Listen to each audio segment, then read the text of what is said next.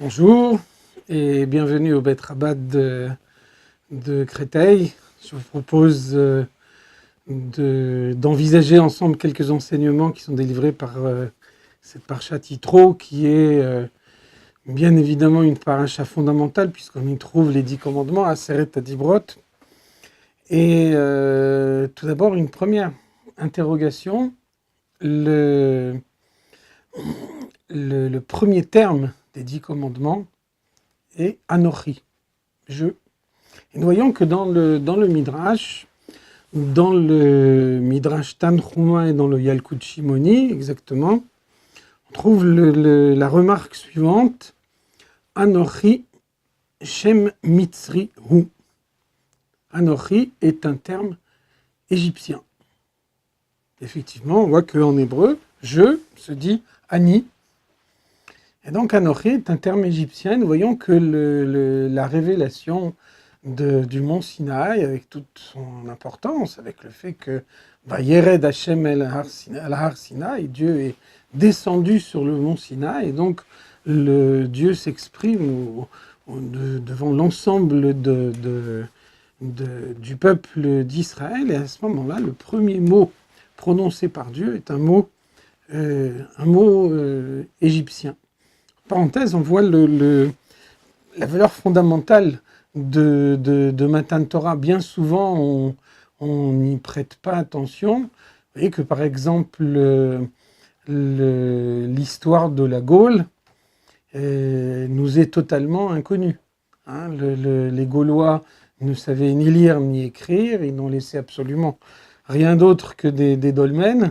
Et finalement, tout ce que nous savons des Gaulois, c'est par une poignée d'historiens romains qui ont visité la Gaule et qui bien souvent ne parlaient pas eux-mêmes le gaulois et donc n'ont pas pu avoir d'échanges avec les Gaulois. Le Matan Torah, le don de la Torah, s'est passé devant 600 000 hommes adultes, c'est-à-dire que si on compte les femmes et les enfants, Matan Torah s'est passé devant 2 millions de personnes, ce qui en fait un événement scientifique dont la valeur est réellement incontestable. On peut parler d'illusion d'optique ou d'endoctrinement de foule pour quelques dizaines de personnes. Vous voyez que c'est très difficile d'arriver à berner 2 millions de personnes.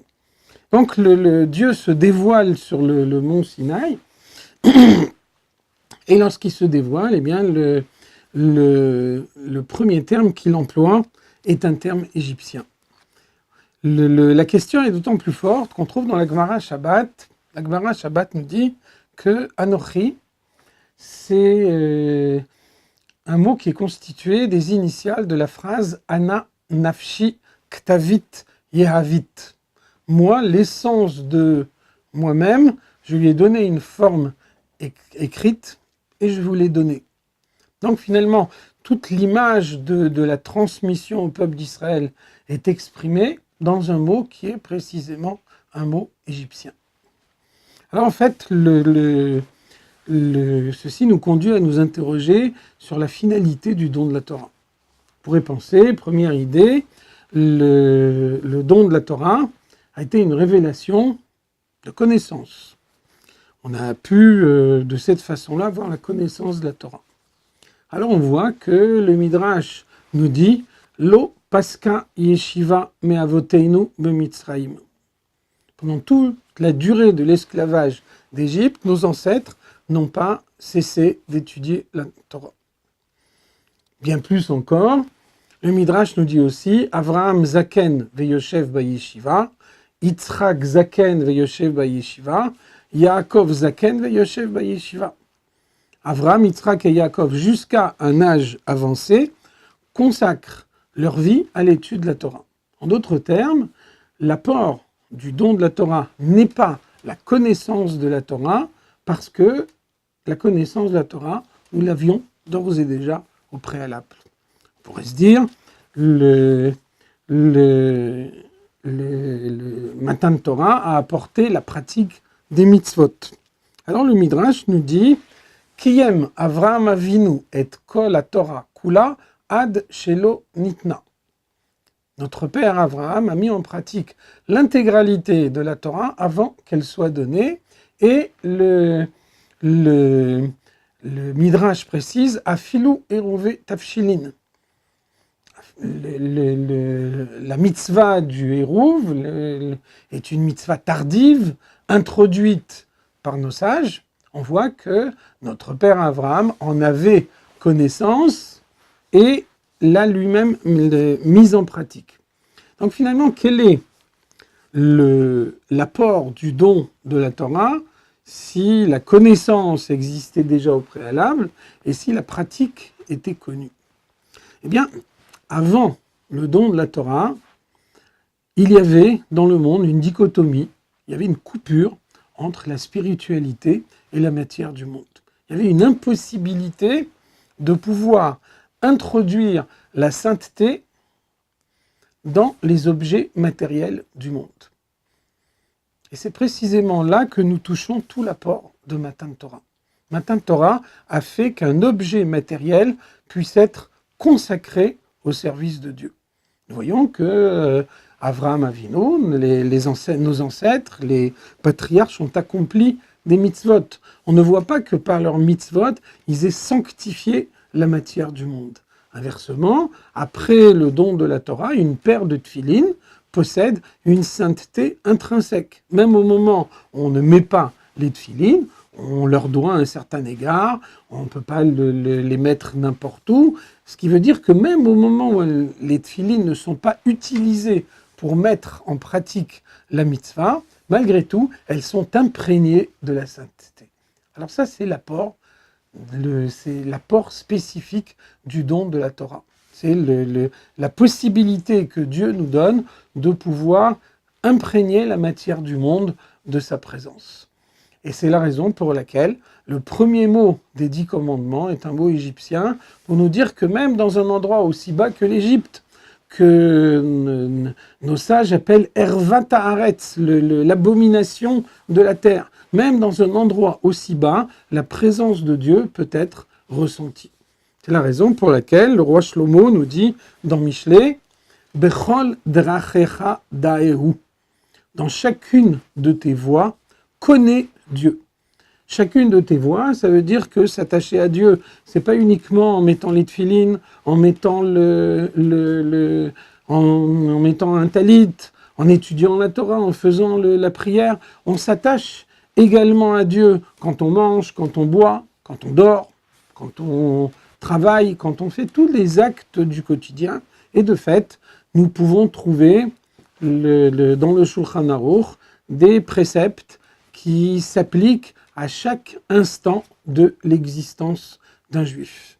Et nous voyons que cet enseignement sur la valeur de la matière quand elle est sanctifiée pour Dieu, nous le trouvons dans la suite des 10 commandements, puisque la Torah nous dit par la suite « Zachor et Yom ha-Shabbat lekadesho » Souviens-toi du jour du Shabbat pour le sanctifier. Et nous voyons que le Rambam, par exemple, au début des lois du Shabbat, nous dit qu'est-ce que ça veut dire les katsho, katchehu, biknisato ou bitsiato. Sanctifie le Shabbat à son entrée et à sa sortie.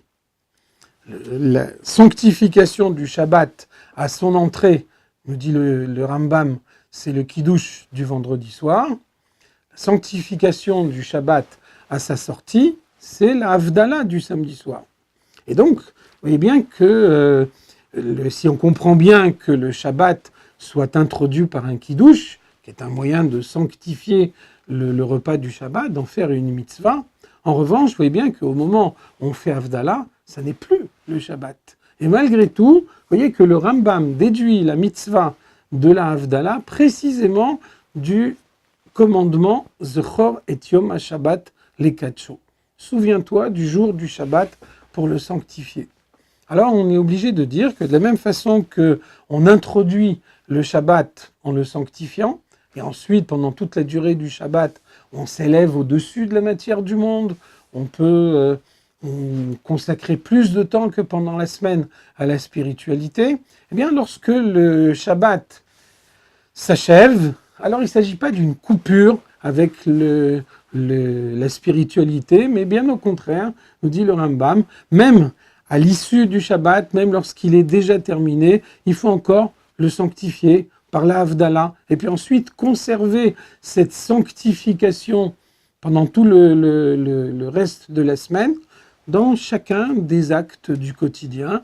Bechol drachecha daeru, en toutes tes voies connais-le, même l'acte le plus anodin, le plus banal du quotidien, quand il est sanctifié, quand il est consacré à Dieu, peut devenir un acte du service de Dieu à part entière, au même titre que la prière ou que l'étude de la Torah.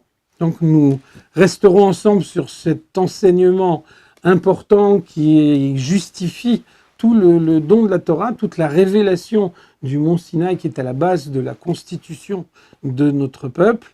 Dieu s'est révélé à nous pour que nous puissions sanctifier la matière et faire de chaque endroit du monde un sanctuaire pour Dieu. Et très bientôt, lorsque le Mashiach viendra, nous verrons comment la matière sanctifiée deviendra, sur la totalité du globe, un temple dans lequel l'ensemble des nations viendront servir Dieu. Shabbat Shalom.